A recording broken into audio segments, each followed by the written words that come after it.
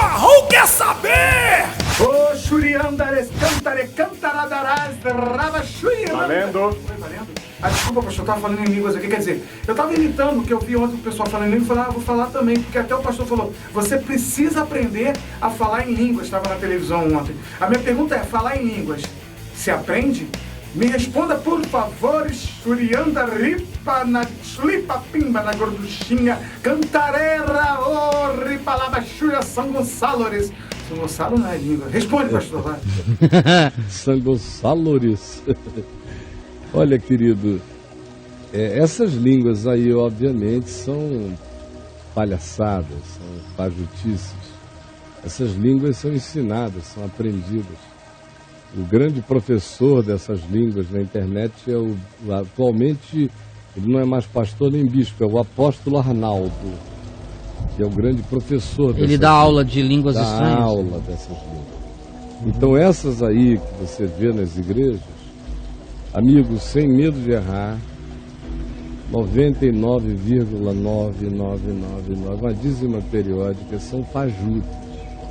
Tem uma aqui, outra ali, de gente que não foi forçada a nada, que acontece com sinceridade. Mas os doutrinados são insinceros. E que fenômeno é esse?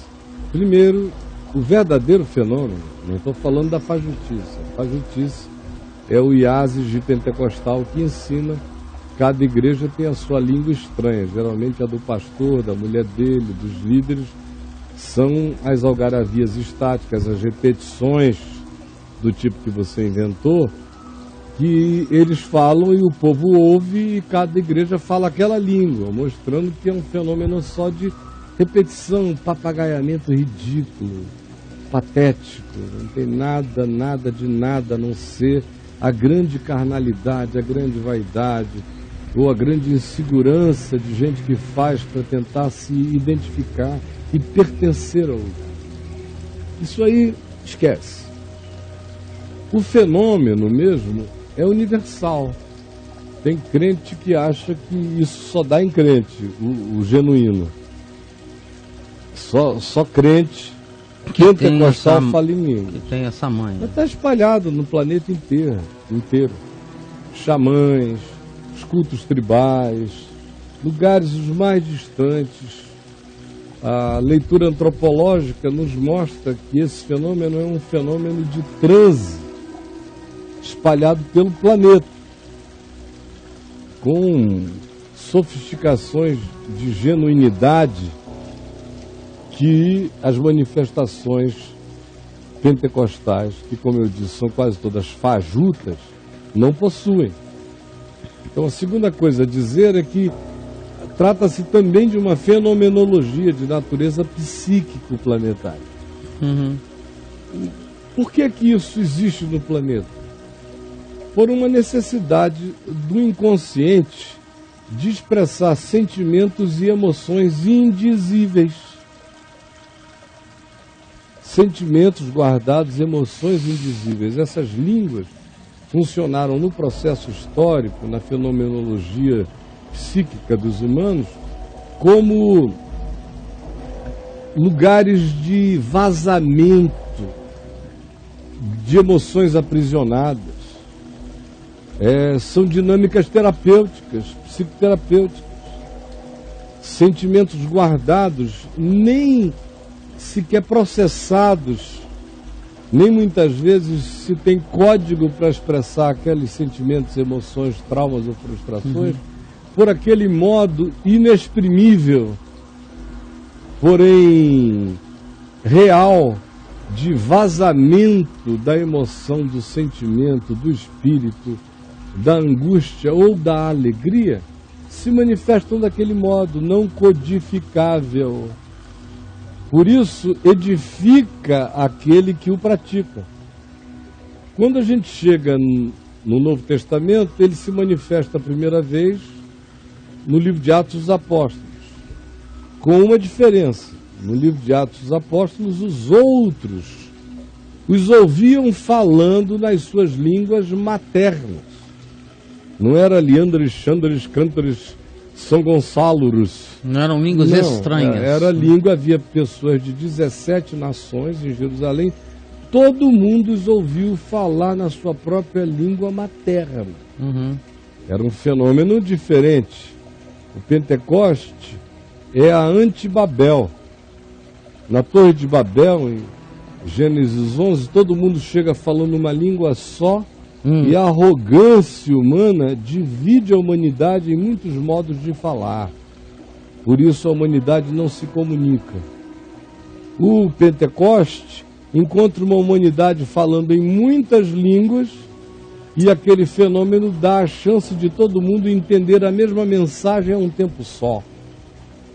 O que mostra que a chegada do Evangelho tem como intenção que ele seja comunicado a todas as nações da terra como boa nova do amor de Deus.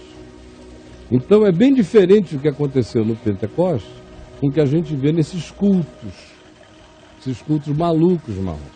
Totalmente. Ali tinha uma articulação, que a gente não sabe se foi o milagre de que os ouviam falar nas suas próprias línguas maternas é que tiveram os seus ouvidos abertos para entenderem em suas línguas coisas que estavam eventualmente sendo faladas em outras línguas ou em língua nenhuma, ou se de fato os que falaram em línguas e em idiomas planetários, por isso gente daquelas localidades os entendeu. Isso é em Atos. Mas quando você evolui no livro de Atos, nunca mais se diz que a mesma coisa aconteceu. Nunca mais se diz que então alguns falaram em língua e profetizaram e todos os que estavam à volta entenderam tudo aquilo que os que falavam em línguas estavam dizendo. Não, nunca mais aconteceu. Aquele fenômeno de Pentecostes. O que acontece é um outro, que a gente vai começar a identificar na primeira epístola de Paulo aos Coríntios, especialmente no capítulo 14, que se tem que ler todo para entender. Onde Paulo diz que as línguas causavam muitos problemas. Paulo não gostava desse negócio de ficar falando em língua em culto. Ele diz que aquilo produzia um ambiente de loucos, de doidos, de histéricos.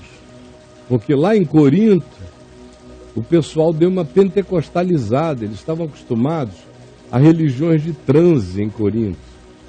Lá na Acrocorinto, no templo dedicado a Afrodite, tinham as prostitutas cultuais que entravam em transe, diziam palavras oraculares em transe e transavam em transe com os caras. Era uma cultura acostumada ao transe.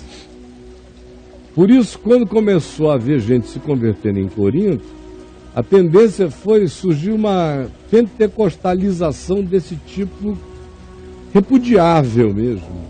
Aquela loucura, histeria, confusão, gritaria, maluquice. Tinha gente tão doida lá que alguns diziam, falando em outras línguas, Jesus é demônio, aleluia!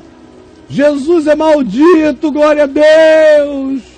Como acontece aqui com a gente, o povo não sabe nem o que está dizendo. Está lá em 1 Coríntios. Paulo diz, se vocês fizerem assim, vocês vão acabar com o Evangelho. Quem passa e olha, diz que vocês são loucos. Se algum de vocês fala em língua, fale em casa. Porque isso não edifica ninguém, em lugar nenhum. Não fale em lugar público. No lugar público, no máximo, tem que haver um que fale e alguém que interprete o que ele está dizendo. Do contrário, quem vai dizer amém e quem vai ser edificado àquilo que não é racional no que se diz, não é compreensível. O fato é que Paulo já no iniciozinho das coisas entendia que o pentecostalismo era não só ruidoso, mas enlouquecedor, histriônico, histérico, e que era algo que matava a racionalidade do culto dos irmãos em Corinto. Leia e me diga se não é isso. Se a tentativa dele não é diminuir, e a ênfase dele é, faça em casa se você quiser fazer. Feche a porta da sua casa e ore sozinho. Por que o pessoal não faz isso em casa? Por que, Marrom? É porque não dá status, cara. Esse meio pentecostal é tão doido que eles acham que se um cara ficar falando essas baboseiras todas, da carne mesmo, ele é um cara superior, é espiritual, ele tem um mistério na boca. Mistério na boca é ter algo que não significa nada. É só por isso. Línguas verdadeiras existem? Existem. Eu já vi, eu já falei. Agora, elas não são industriais, não são assim. Isso tudo que você vê aí pode passar a régua, é carne, é jabá. Jabá. Jabá, um monte de carnal. É nojo. A mim me dá asco. Só para concluir, para quem conhece a história, chamada história da igreja, do primeiro século para cá, viu que praticamente todas as vezes no curso da história da igreja, que os movimentos se pentecostalizavam e começavam a falar em línguas, isso e aquilo, não demorava muito. Número 1, todo mundo ficava fanático. Número 2, as pessoas enlouqueciam, iam ficando lunáticas, surtadas.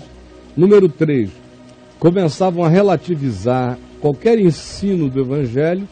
E número 4, ensinavam novos moveres, novos ensinos. E, além disso, inescapavelmente começam a ter revelações de quando o Senhor vai voltar. Tudo igual, a vida inteira, não mudou nada. De modo que, sinceramente, língua estranha, se alguém quer falar, fale em casa, no seu quarto. Do contrário, em público, não contribua para o enlouquecimento daquilo que na história inteira nunca produziu um bom resultado. Qual é o bom resultado? Eu já vi grupos se renovarem, ficarem carismáticos, pentecostais, ficarem numa boa 1 ano, 2 anos, 3 anos. Do 4º ano em diante começa a loucura. Do 5º ano em diante já está horrível. Do 10º ano em diante virou uma seita doida. Nunca vi isso continuar produzindo fruto de saúde mental, de calma, de maturidade, de reflexão, de compreensão, de entendimento. Eles trocam a sabedoria do Evangelho pela loucura da algaravia estática. Quem tem como prioridade espiritual falar em línguas nunca vai ser sábio, sempre será burro e nunca terá olhos para discernir o ambiente que o cerca.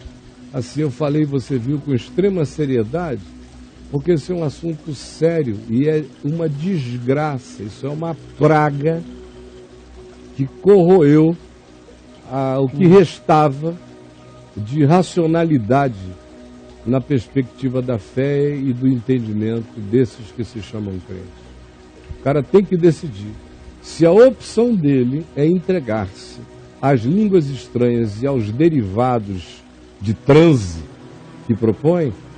A mente vai morrer, a inteligência vai acabar, a reflexão vai embora e você vai fazer parte de um movimento apenas carnal, nervoso, induzido, psíquico e, me desculpem, sem vergonha.